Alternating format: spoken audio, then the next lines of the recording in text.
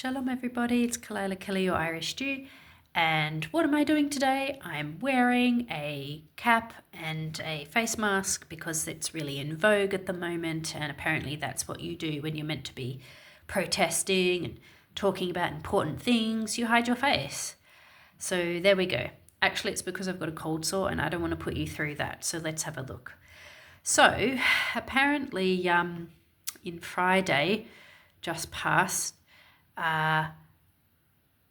there was an attack on a synagogue in Melbourne where families, including children, in East Melbourne Synagogue were inside, and there was an alleged arson attack. So basically some wankers, probably dressed like this, came along with some fuel and some lighters and tried to set the thing on fire, knowing that there were children and families inside. Yes, children. The same group, the same apparatus of pro-Palestinian protesters that are always bringing up the children, the children, the children, the children. Jews and Israelis just kill children. They don't kill adults, apparently. They don't kill men, but just children, children, children, always just children, babies and children. And yet here they are attacking, what's that? What's that? Whoa, whoa, whoa. What are they attacking? Children. Children. Stuck inside a synagogue, they can't get out, and they set it on fire. And here we go, some lovely charred remains on the door. Yeah, look at that. Wow, you're making those Nazis proud. You really are. Well done, Australia. Well done, Melbourne, the city of culture, the city of coffee, and now the city of charred remains. Wow. Then, on Sunday, just a few days afterwards, in the CBD in Melbourne, again, well done, Melbourne. You're just so anti-Semitic these days, aren't you? Bravo. Bravo. In Melbourne, there was a pro-Palestinian protest, including children, and they chanted death to the IDF. So they're trying to copy Bob Vylan and that ridiculous stunt at Glastonbury with the death to the IDF, inshallah, with his dreadlocks flying, because he's so hip and he's so... Shut up. Anyway, there was a crowd in Melbourne chanting death to the IDF, and this went and took place less than 48 hours after the anti-Semitic attacks on East Melbourne Synagogue. You can't make this shit up. This is the Be Kind Brigade. This is the Our Hearts Weep for Children and Innocence Brigade. This is the people who hate violence and genocide and famine and apartheid and what else? What else is it that they accuse Israel of doing all the time? Etc., etc. Insert bad, terrible, absolute worst crime here. Whatever it is, Israel's apparently guilty of it. Yeah. And then there were two teenagers who led chants about death to the IDF and death to the IOF, the Israeli occupying force. Oh my God. On the same night as Friday's synagogue attack, it gets better. You thought the anti-Semites in Melbourne were just taking it easy. Nah. Then on the same night, a group of 20 people stormed an Israeli restaurant, Miznon, in the CBD, upturning tables and chanting and distressing diners. Yeah, well done, Melbourne. Bravo. Bravo. Once again, the pro-Palestine groups proving how peaceful they are, how loving they are, how tolerant they are, how gentle they are, how much they care about children. I mean, they're trying to set them on fire, but Jewish children don't count, right? And anyway, there were only a few Jewish children. It only counts if they're not Jewish and if there's lots of them, then we suddenly care. Any other criteria, we don't care. Police are also investigating a third incident. My God, Melbourne, wow. Oof, Melbourne, you just don't stop, do you? You're just on an anti-Semitism blaze. I told you anti-Semitism was being mainstreamed, and a lot of you in the comments were like, nah, bitch, innit? It literally is happening. Wow. So anyway, another incident on Saturday morning in which 3 cars were set on fire and the wall of a Gainsborough business was spray painted with graffiti. 5 hooded figures set the vehicles alight and scrawled slogans on the burning cars. Then they fled through a back fence and escaped on e-bikes. Wow. I mean, for God's sake, seriously. So, yeah, well done, Australia. Bravo, bravo, bravo. And here they are. Oh, here we are, brother. In it, he's got the keffiyeh in it. Look at it. They've got the little Nazi salutes in it. Oh no, she's holding a flag. Don't want to spread rumours. Look at the keffiyehs. Look at the watermelon. It's all just happening. It's all just so now. It's all just so cool. It's all just so righteous and peace-loving and wonderful. Oh my God, you guys.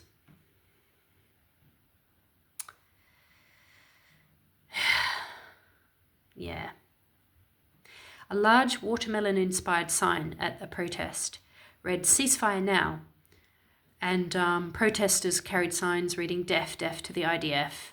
Glory to the martyrs." Yeah, and you're sick of us? We're sick of Israel killing children. Great, let's answer that. Death, death to the IDF. You've literally just called for the genocide of a specific group of people who are specifically for the Jewish state. Death, death to the IDF. You are glorifying murdering people. You are glamorizing death. You are wishing for death. You are hoping for death. You are praying for death. You are calling for the death of a specific group of people. That is a hate crime. That is literally calling for violence against a specific people. Glory to the martyrs. I've already mentioned this so many times, you guys. This is a religious war. You have to remember that these slogans, some brain-dead white idiot in Australia, in Melbourne, didn't make this shit up. They are borrowing the language that Iranian-funded, Qatar-funded cells in Australia are perpetuating, creating, spreading these slogans. Death, death to the IDF, glory to the martyrs. This is Islamist propaganda. Anybody who cares about Australia or Ireland or Israel or any other country in the West has to acknowledge where this language is coming from. This is not Western language. This is Islamist language. This is language that murderers and terrorists and religious zealots use. So when you use the word martyr, you are saying that this is a religious war and that you are on the side of Islam. I mean, they're speaking on behalf of Islam, but they are Islamists. This is about religion.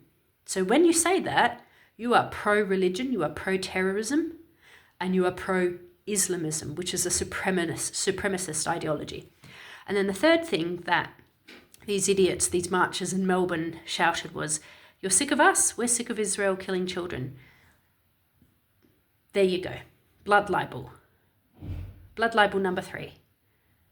You think that you are original and insightful and unique in claiming that Israel is obsessed with killing children. Sweetheart, this has been done before so many times, particularly in the West. This is a Western blood libel, that Jews love killing Christian children. But in this case, you're flipping it around and you're saying Israel loves killing Palestinian children. You never mention the men. Why? Probably because the men, Hamas, are hiding under the tunnels like cowards. And you never mention women. Sometimes you mention women, but you always mention children, because you want to paint the idea that Israel is obsessed with killing children. But the only people that are obsessed with death are you guys. You guys who literally chant death, death to the IDF. Hello? You guys who literally set fire to buildings where there are children present. Plain. You cannot claim to be about child safety, about caring about children who are being killed in this conflict that you started. You cannot claim to care about children and in the same sentence say glory to the martyrs. Like I've said in my previous post, you can't be pro-martyrdom, which is a kind of honouring of people in the name of a religious war. You cannot feel that way and then at the same time suddenly be sad and upset when children are dying. The two do not conflate. They don't mix. If you had any gumption, if you had any morality, you would not be saying death to the IDF. You would not be saying glory to the martyrs.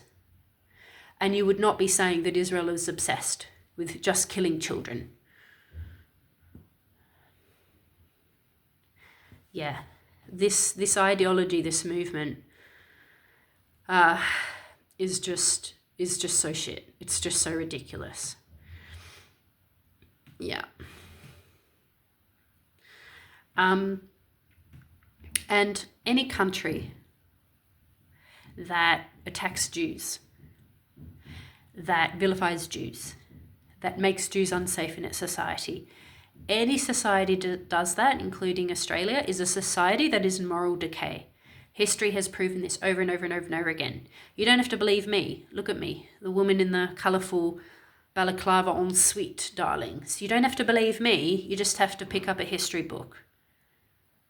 So these idiots with the whole freaking watermelon Vogue thing happening with all of this, they are the idiots, they are the losers, and they are the ones who are in the wrong. And they will lose, and Israel will win, and Jews will win, and that's just how history plays out. Shalom. Have a great night.